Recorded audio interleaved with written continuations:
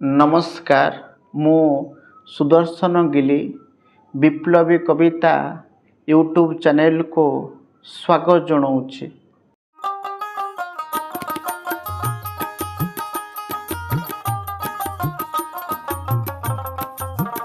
आज मु एक विप्लवी कविता लिखिक आनी।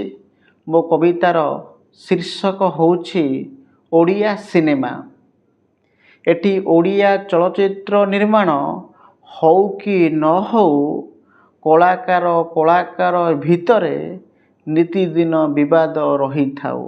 सोशल मीडिया ए घर कथा नहीं से घरे थौ विवाद मुंड बथार कारण हौ। ओडिया चलचित्र जगत अतीतरे लोकप्रियता पाइछि एबे किंतु डूबिबाकू बसिछि। एथिपाई दायी बा किए रहुछि।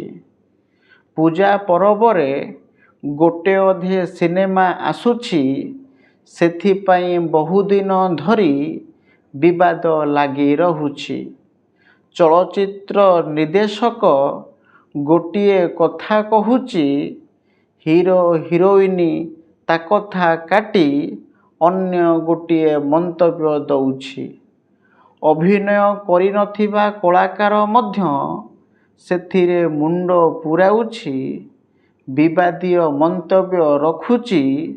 शेषरे कहुछि चलचित्रटी संपूर्ण बेकार होइछि। निर्देशक जो पैसा खर्च करिछि एमानंको विवादीय मंतव्य पई ओडिया चलचित्र फ्लॉप होउछि।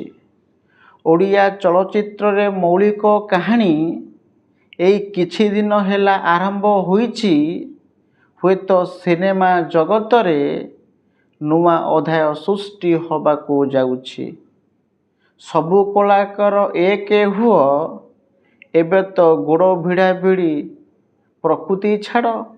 सबु कलाकार एक हुओ एबे तो गोड़ भिड़ा भिड़ी प्रकृति छाड़। गर्व अहंकार को सबु पछरे थुओ एबे तो सिनेमा जगत को आगेई नियो। सबु निर्देशक एकाठी हुओ, सबु कलाकार एबे अंटा सड़ख ओडिया चलचित्र जगतर दोष दुर्बलता को विचार कर। घरर मुरबी जनकू बाछ, ताकर कमल रे रही समस्ते काम करिबाकू चेष्टा कर। सभिंको मंगल होइब, ओडिया इंडस्ट्री निश्चित आगकू धाइब। जदि ए कथा समय थाउ थाउ करिब ताहाले तम चलचित्र जगत आगकू मारिब, नहले ओडिशा बासिंको टाही टापरा खाई जी थाउ थाउ जीवन हारिब। ओडिया इंडस्ट्री रे निर्देशक सबु पैसा दउछि किंतु हिरो मनमुखी कलाकार बाछुछि। से अभिनय जानू अबा न जानू सभिंको साथी रे टाणी ओटारी नउछि, जहा पाई सिनेमा प्रेक्षालय रे रिलीज होबा आगरू फ्लॉप जाउछि। ओडिया सिनेमा कम रिलीज होउछि। एकाधिक कलाकार स्टार टैग एठी पाइछि। कहानीटा किंतु तेलुगु मराठी रु कॉपी मरा जाउछि। अभिनयटा किंतु फ्लॉप होउछि। निर्देशक किंतु प्रचार प्रसार पई प्रचुर परिमाण रे टंका बुहाउछि। एथिरे लाभटा अबा कहार होउछि। एबे समस्तंको हातरे नेट रहिछि।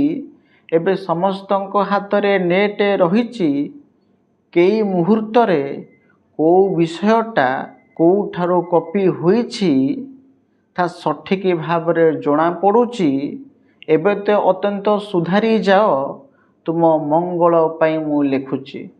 जदि मोर ए विप्लवी कविताटी तुम मानू किछि परिमाण रे भल लागिथिबो ताहले मो चैनल को सब्सक्राइब करिवे, लाइक करिवे, शेयर करिवे एवं निजस्व अभिमत निश्चित भाव प्रदान करिवे।